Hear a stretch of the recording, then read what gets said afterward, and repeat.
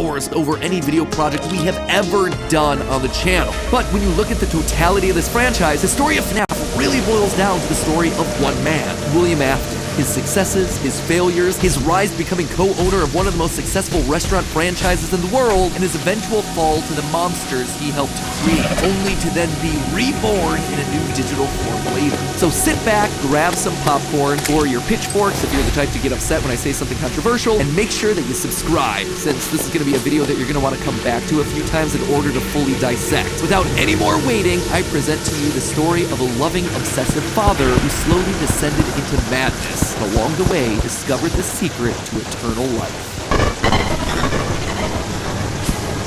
Our story begins not in the 1980s, or even in the 1970s, but all the way back in the 1930s. It was the throes of the Great Depression.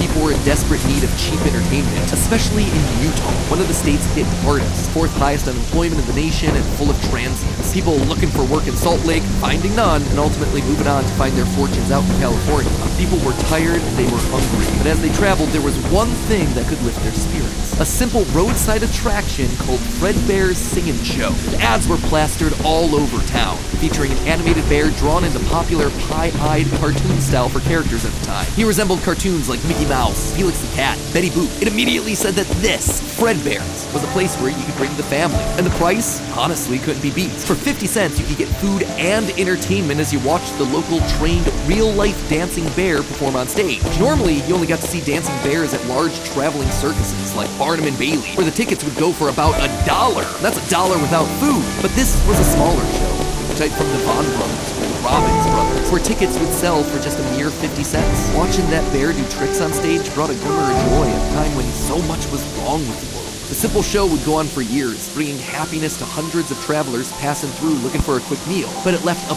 permanent impression on one little boy, capturing his imagination in a way that nothing else had. One little boy named Billy. That was his nickname at least, but his parents liked to call him William.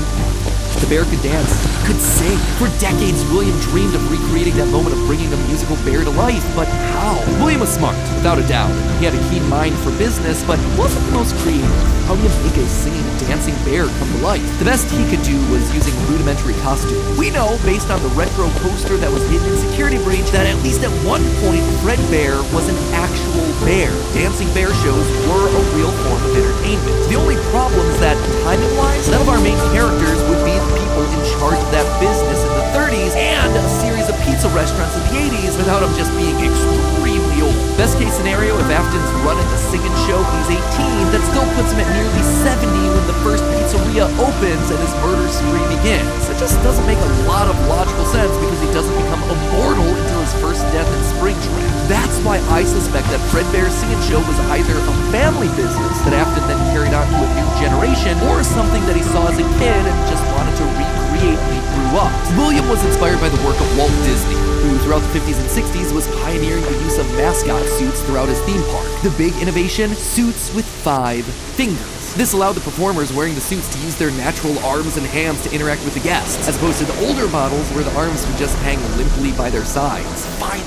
with a simple mascot suit, he would be able to realize his childhood dream. He would be able to bring Fredbear to life. To appeal to the kids, and for copyright reasons, he changed Fredbear from a realistic brown animal to a cartoonish yellow bear with a purple hat and bow tie. But feeling like one character wasn't enough, he added another friend, a yellow rabbit with a purple vest and matching tie named Bonnie the Bunny. While Fredbear was certainly his first love, Bonnie was extra special because that was his.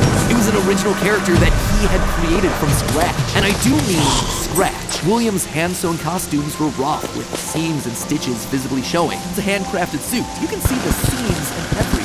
It even has 5 fingers for the performer's hands. It is very much not a Springtrap suit. This is something much more rudimentary. It came at a time before animatronics were a part of the story. That's why I suspect that it was actually the first, predating literally everything. It's also a suit that is very personal to Afton. He put his digital consciousness in that form. It's his personal avatar. It's the way that he sees himself. There's also a whole separate discussion to be had here about the habits and rituals of serial killers. So the fact that he's choosing to lure kids and kill them in this particular suit actually says a lot about his emotional attachment to it. So